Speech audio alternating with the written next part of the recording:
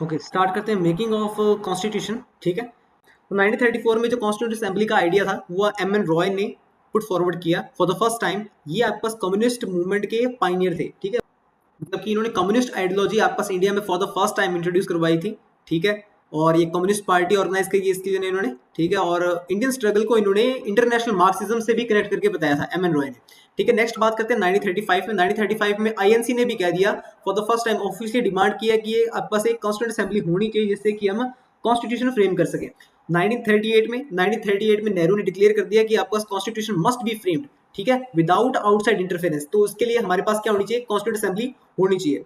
1940 में अगस्त ऑफर आया आपके पास, डिमांड फॉर कॉन्स्टिट्यूशन एक्सेप्टेड। ठीक है, 1942 में सर स्टैफर्ड क्रिप्स जो कि आपके पास कैबिनेट के मेंबर थे वो आपके पास इंडिया आए और उन्होंने एक प्रपोजल ड्राफ्ट किया ब्रिटिश गवर्नमेंट की तरफ से कि आप अपना इंडिपेंडेंट कॉन्स्टिट्यूशन ड्राफ्ट कर सकते हैं, फ्रेम कर सकते हैं, पर वर्ल्ड वॉर 2 के बाद। ठीक है, जिसको कि मुस्लिम लीग ने रिजेक्ट कर दिया।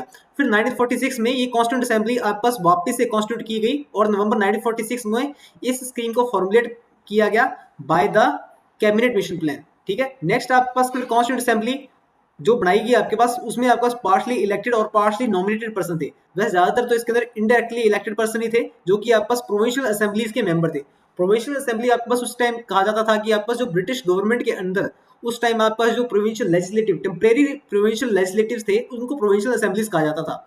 ठीक है, नेक्स्ट इसके अंदर है, अब जो ये कॉन्स्टिट्यूंट असेंबली बन गई है यहाँ पर जो रिप्रेजेंटेटिव्स थे, ठीक है, ये ऑल सेक्शंस से थे, इंडियन सोसाइटी के ऑल सेक्शंस से थे, जैसे कि Hindus, Muslim, Sikhs, Parsis, Anglo Indians, Indian Christian, SC, ST, इस इनकी बेसिकली वुमेन्स भी इंक्लूड किया गया इन सेक्शन से।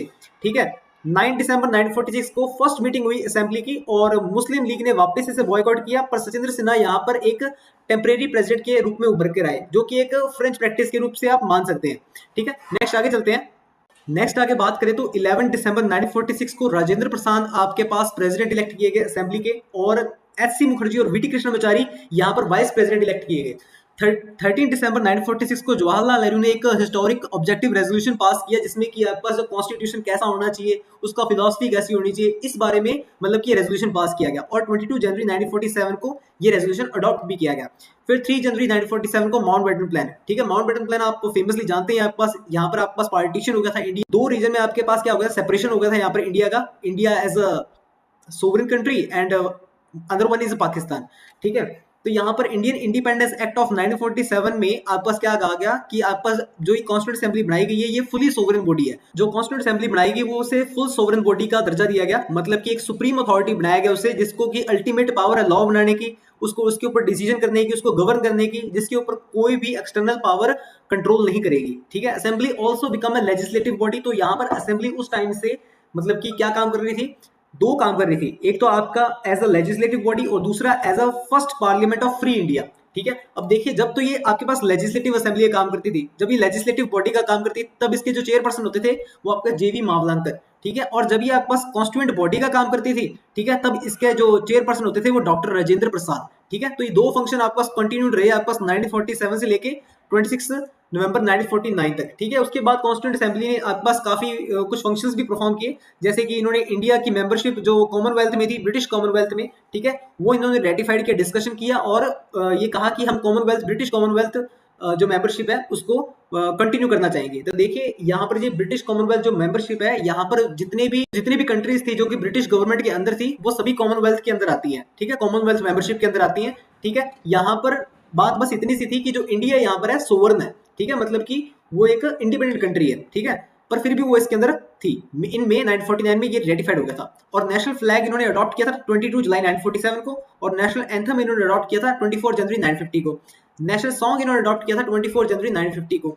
It elected doctor Rajendra Prasad as the first president of India on January 24 1950। अब देखिए मैं बात कर रहा हूँ आगे कि कॉन्स्टिट्यूशन का आपके पास स्ट्रक्चर कैसा था। तो देखिए 26 नवंबर 1949 को कॉन्स्टिट्यूशन अडॉप्ट किया गया, और इसके अंदर क्या क्या कंटेंट थे, प्रीएम्बल, ठीक है, 22 पार्ट्स, 395 आर्टिकल्स एंड 8 शेड्यूल्स। अब देखिए जब प्रीएम्बल आपके पास बाद में इनेक्ट हुआ है, मतलब कि बाद में एक्सेप्ट हुआ है, ठीक है, इन द एंटायर कॉन्स्टिट्यूशन आपके पास पहले ही एक्सेप्ट किया लिया गया था, पहले ही आपके पास पास हो गया था, उसके बाद आपके पास प्रीएम्बल इसके अंदर ऐड किया गया। देखिए कुछ प्रोविजन इसके अंदर है कॉन्स्टिट्यूशन के, जैसे कि सिटीजनशिप, इलेक्शन, प्रोविंशियल पार्लियामेंट, ठीक है, transitional provisions and short titles and some other articles also like 5, 6, 7, 8, 9, 60 and so on। ठीक है, जो आप आपके पास यहाँ पर लिखे हुए हैं, ये आपके पास कब फोर्स में आए, ये फोर्स में आए 26 नवंबर 1949 को। ठीक है, अब देखिए यहाँ पर कुछ मेजर कमेटीज है, उनके चेयरपर्सन है, जैसे कि ड्राफ्टिंग कमेटी है, ड्राफ्टिंग कमेटी के जो चेयरपर्सन थे B R Ambedkar, steering committee के chairperson Rajendra Prasad, union power committee के आपके पास chairperson Jawaharlal Nehru, union constitution committee के chairperson Jawaharlal Nehru again, provincial constitution committee के आपके पास चेयरपर्सन सरदार पटेल। तो देखिए आगे बात करते हैं ड्राफ्टिंग कमेटी के बारे में।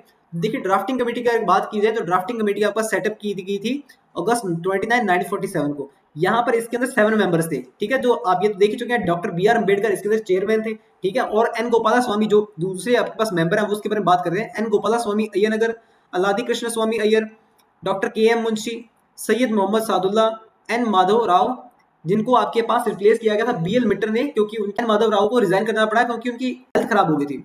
टीटी कृष्णमाचारी को रिप्लेस कर दिया गया था डीपी खेतान द्वारा, क्योंकि उनकी मृत्यु हो गई थी टीटी कृष्णमाचारी की इन 1948 में। ठीक है, तो ये ड्राफ्टिंग कमेटी में आपके पास 7 मेंबर्स थे, जिसके चेयरमैन आपके पास डॉक्टर बी आर अम्बेडकर थे। तो ये आपके पास शॉर्ट सा इंट्रोडक्शन था आपके पास। ठीक है, तो ये मेकिंग ऑफ कॉन्स्टिट्यूशन में आपके पास जो भी हाईलाइट चीजें थी वो हमने डिस्कस कर ली है। इसके रिलेटेड जो भी आपके पास एग्जाम में आएगा यही सी आएगा। ठीक है, इसके बाहर कुछ नहीं आएगा। ठीक है,